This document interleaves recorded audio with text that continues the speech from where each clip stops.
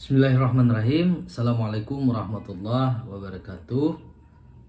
Selamat pagi, selamat siang, selamat malam. Tergantung kapan kalian menyaksikan tayangan ini. Berjumpa lagi dengan saya Mursalin dalam mata kuliah Ilmu Budaya Dasar. Ini pertemuan ke-8 untuk semua kelas yang saya ampu dalam mata kuliah Ilmu Budaya Dasar. Secara spesifik ini adalah kelas A, B, D, dan E kalau nggak salah ya, untuk jurusan PGMI angkatan 2021. Seperti yang sudah saya janjikan di minggu-minggu sebelumnya bahwa nanti materi akan saya rekam ya. Tapi nampaknya untuk rekaman via Anchor FM itu tidak memungkinkan. Jadi materi saya rekamkan melalui YouTube saja karena saya rasa hal ini sifatnya lebih praktis gitu ya. Oke, setelah sebelumnya kita sudah belajar tentang teori psikososiogram yang dipaparkan atau yang dicetuskan oleh Francis Su ya. Kemudian pada pertemuan ke-8 ini kita akan memaparkan satu teori lagi yang kira-kira sangat-sangat perlu untuk kita fahami bersama terkait dengan, khususnya ini terkait dengan kemanusiaan ya, yaitu teori kebutuhan Abraham Maslow atau yang sering kita kenal dengan hierarchy of needs yang dipaparkan seperti yang sudah saya sebutkan tadi oleh Abraham Maslow ya. Sebelum kita lanjut ke dalam materinya, akan lebih baik dulu kita, kalau menurut pepatah itu tak kenal maka tak sayang gitu. Kalau kita tidak mengenal siapa pencetus teori ini, kita tidak akan begitu paham bagaimana jalan berpikirnya gitu. Artinya kita harus kenali dulu orangnya, baru kita paham bagaimana cara berpikir, maksudnya seperti itu. Yang pertama yang perlu kita ketahui adalah Abraham Maslow ini adalah keturunan imigran Yahudi Rusia. Nah, kita perlu ketahui di sini bahwasanya terkait dengan Yahudi ini kita bagi dua konteks ya. Pertama, Yahudi sebagai agama, kedua Yahudi sebagai suku bangsa. Yahudi sebagai agama ini akar mulanya adalah agama yang diajarkan oleh Nabi Musa alaihi salam kepada kaumnya, yaitu Bani Israel ya. Dan ini kita kategorikan Yahudi sebagai agama. Nah, agama Yahudi ini banyak memang secara dominan ini dianut oleh orang-orang di Israel gitu. Tapi nggak semua orang-orang di Israel itu istilahnya semuanya menganut agama Yahudi. Ada juga agama Islam ya. Karena di sana ada juga orang-orang Arab gitu.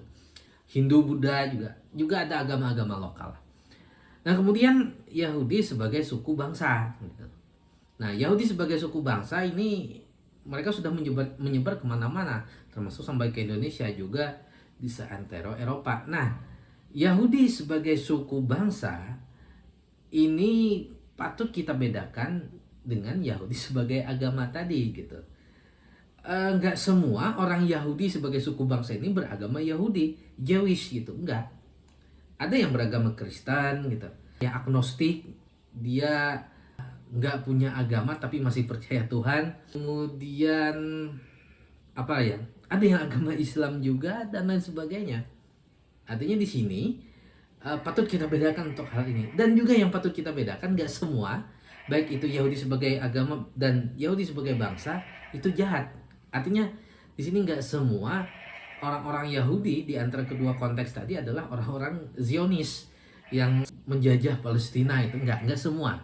Ada kok sebenarnya orang-orang Yahudi baik sebagai suku bangsa maupun sebagai agama yang juga mendukung Palestina gitu. Nah, jadi Abraham Maslow ini bapak dan ibunya ini adalah keturunan Yahudi Rusia. yang mana mereka bermigrasi ke New York, tepatnya di daerah yang namanya Brooklyn gitu. Nah, di Brooklyn inilah Abraham Maslow ini lahir. Oke, latar belakang keluarga dari Abraham Maslow ini, dia mempunyai bapak yang suka berkelahi, mabuk, dan sering mengatai si Maslow kecil ini bodoh. Lebih parah lagi ibunya. Ibunya ini temperamental ya, penyarikan, kadang makin salah sedikit menampar. Pernah suatu ketika Abraham Maslow ingin memelihara kucing kecil, karena ibunya kada senang, lalu kucing kecil tersebut dijodohkan ibunya di tembok sampai mati gitu. Ini merupakan gambaran begitu kejamnya ibu si Maslow ini. Nah, di sekolah juga Abraham Maslow ini sering didiskriminasi oleh teman-temannya terkait karena dia keturunan Yahudi ya, dia didiskriminasi oleh teman-temannya bahwasanya dia orang sumit gitu. Dia selalu dibully gitu karena saya rasa sampai sekarang ya masih terjadi perilaku yang rasial terkait dengan keturunan Semit. Keturunan Semit itu semacam seperti orang-orang Yahudi dan orang-orang Arab gitu. Nah, atas apa sih istilahnya latar belakang perilaku bapak dan ibunya, kemudian perilaku teman-temannya yang sering dalam tanda kutip menyiksa dia gitu. Latar belakang inilah yang mengakibatkan dia menyenangi bidang psikologi, kesehatan mental, dan kemanusiaan gitu. Nah, jadi tidak heran nantinya beliau ini memaparkan teori yang terkait dengan apa sih istilahnya psikologi yang berkaitan dengan kemanusiaan. Oke, lanjut slide kedua. Mengapa kita harus memaparkan teori dari Abraham Maslow terkait dengan hierarchy of needs? Karena pertama ya, pemikiran dari Abraham Maslow ini berasal dari yang namanya psikologi humanistik. Ingat,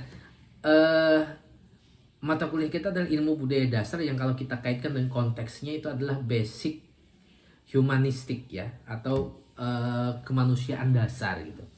Artinya bagaimana cara kita memahami manusia dalam konteks ini adalah humanisme. Salah satunya adalah dengan teori Abraham Maslow ini. Sederhananya karena terkait dengan kemanusiaan tadi, sangat-sangat terkait dengan kemanusiaan tadi. Saya rasa salah satu pintu dari memahami kemanusiaan adalah dari teori Abraham Maslow ini. Mengapa seperti itu? Karena dalam basic humanity, dalam ilmu budaya dasar, seringkali kita diminta untuk memahami perilaku masyarakat gitu. Nah, kalau menurut teori ini ya, perilaku itu berasal dari motivasi, dan motivasi itu asalnya dari mana? Dari kebutuhan. Misalnya, saya mencuri. Kenapa saya mencuri? Karena saya termotivasi dari keadaan saya yang kelaparan. Karena saya lapar, maka saya harus mencuri gitu. Nah, hal ini yang harus kita pahami. Artinya saya butuh makan, makanya mencuri. Sederhananya seperti itu gitu. Nah, selain itu juga teori kebutuhan dari Maslow ini juga berkaitan dengan materi kita sebelumnya, yaitu adalah psikososiogram, yang mana lingkungan ini membentuk perilaku dan lingkungan juga membentuk kebutuhan manusia gitu. Oke, kita lanjut slide berikutnya, yaitu piramida teori kebutuhan yang dipaparkan oleh Abraham Maslow ya. Dari tingkat yang paling bawah, kita akan jelaskan dari tingkat yang paling bawah dulu, kemudian kita baru jelaskan sampai tingkat yang paling atas. Nah, yang paling bawah itu adalah yang paling besar ya, yang paling dasar. Kalau yang bawah ini kada terpenuhi gitu, yang atas akan goyah. Nah, ingat, yang paling bawah semakin ke bawah semakin besar, semakin ke atas semakin kecil gitu. Oke, ada physiological needs ya, atau kebutuhan fisik. Kemudian yang kedua ada safety atau security needs. kebutuhan rasa aman, kemudian ada social needs, kebutuhan rasa untuk bersosialisasi, kemudian ada esteem need, kebutuhan untuk diakui, dan yang terakhir ini ada self actualization need atau kebutuhan mengaktualisasi diri gitu. Baik, kita bahas yang pertama dulu, yaitu psychological needs ya. Bukan psikologi ya, tapi fisiologi, kebutuhan fisik. Bukan kebutuhan psikologis nih. Saya mungkin salah tulis di sini. Kalau kita lihat pengertian secara harfiah ya, kebutuhan fisik berarti yang diperlukan adalah untuk untuk fisiknya, untuk kebutuhan hidup, untuk bertahan hidup, untuk kepentingan biologis ya. Contohnya adalah makan dan minum. Kalau seandainya kita kada makan, kada minum, boleh jadi kita akan lemas dan akhirnya mati. Saya rasa ini adalah kebutuhan dasar. Makanya seringkali ya pengemis di jalanan itu meminta-minta, apa motivasinya? Yaitu untuk makan. Kenapa? Karena makan, minum ini adalah kebutuhan yang paling dasar dan saya rasa yang paling penting gitu. Kalau kada makan mati gitu. Kita juga bekerja, sebagian besar motivasinya adalah untuk cari makan. Kalau sisi lain ya untuk gaya hidup, untuk aktualisasi diri. Tapi yang pertama dulu itu adalah makan. Gaya itu sekian, yang penting makan dulu gitu ya. Oke, kemudian yang kedua adalah safety atau security needs, yaitu kebutuhan rasa aman. Setelah kita kenyang, apa yang dibutuhkan orang lagi? Yaitu adalah keamanan dari bahaya fisik dan emosional yang istilahnya mengancam diri. Contohnya seperti apa? Contohnya perampokan, bencana alam, serangan binatang buas, serangan penyakit dan lain sebagainya. Oleh karena itu, karena manusia takut akan serangan binatang buas dan cuaca yang ekstrim, maka manusia membutuhkan yang namanya rumah atau tempat tinggal gitu. Karena rumah atau tempat tinggal ini fungsinya adalah untuk melindungi manusia dari terpaan cuaca yang mengakibatkan dirinya sakit gitu, terancam oleh penyakit dan lain sebagainya. Atau mungkin kalau orang kaya ya, bukan orang kaya sih sebenarnya, nggak kaya juga sih,